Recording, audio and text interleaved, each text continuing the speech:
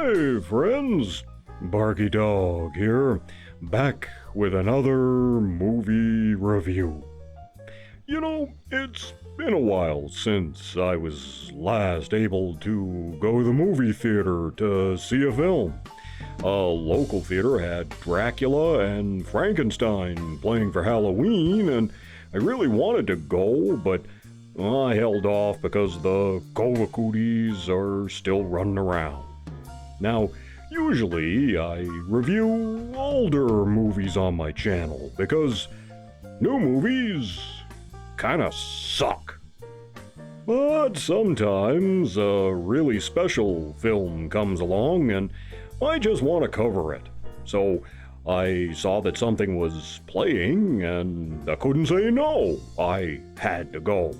Everywhere you look recently, you see ads for Marvel's new MCU movie, The Eternals. It's a big, sprawling, epic picture full of diversity and action and CGI and special effects, and it was gonna be on like 6 screens and in 3D and IMAX, and I just couldn't wait.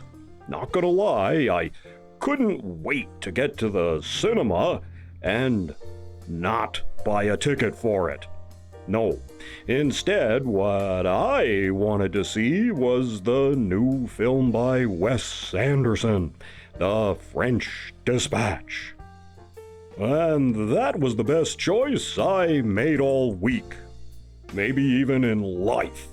Apparently, this has been out for a while, but like most of Wes Anderson's movies, I never hear about them until they're already playing. Fortunately, I saw a video on YouTube about the miniatures they used in the film. Otherwise, I wouldn't have even known it was out. Meh, Eternals, though. Ads for that crap everywhere. Ugh. Well, let's get into it. The French Dispatch is a magazine in film form. That is, it's an anthology comprised of the various sections you'd find in a magazine, kind of like the New Yorker, only smaller and based out of a small French city. The writers are all working for a Kansas periodical of which the French Dispatch is a supplement. This is the story of the last published issue of the magazine and what's in it. Bill Murray plays the magazine's late editor, who has 2 rules. First, write as if you wrote it that way on purpose. And second, no crying. There's a great cast here, and all of them seem to be enjoying the privilege of working in an Anderson film. Liev Schreiber plays a talk show host in one segment. Benicio Del Toro plays an incarcerated artist, and there's a slew of cameos in the cast. Edward Norton, Angelica Houston, Frances McDormand, Owen Wilson, Bob Balaban from 2001 and Altered States, he's here. William Dafoe, Henry Winkler appears. It's pretty impressive, and you never know who's gonna turn up next. Wes Anderson has really outdone himself here.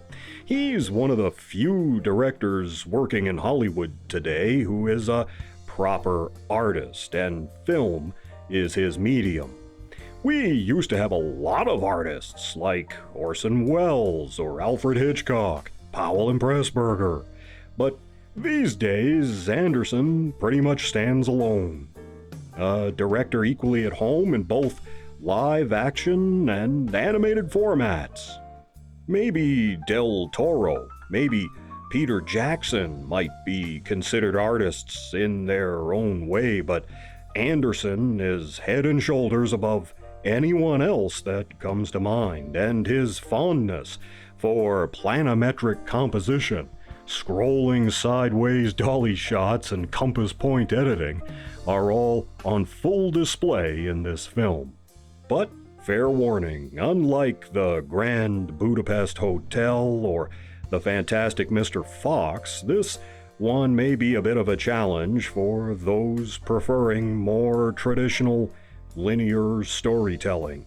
But it's a rewarding experience, nevertheless. The French Dispatch is a prime example of the quirky, colorful, gentle madness that brings a smile and is the essence of a Wes Anderson film. If you need some color and humor in your life, and who doesn't these days, skip the latest Marvel mess and see The French Dispatch instead. This movie is well worth a watch, and you should see it while it's still out there on the big screen. While The French Dispatch is still in theaters now, no doubt soon it will be released on Blu-ray and Amazon Prime.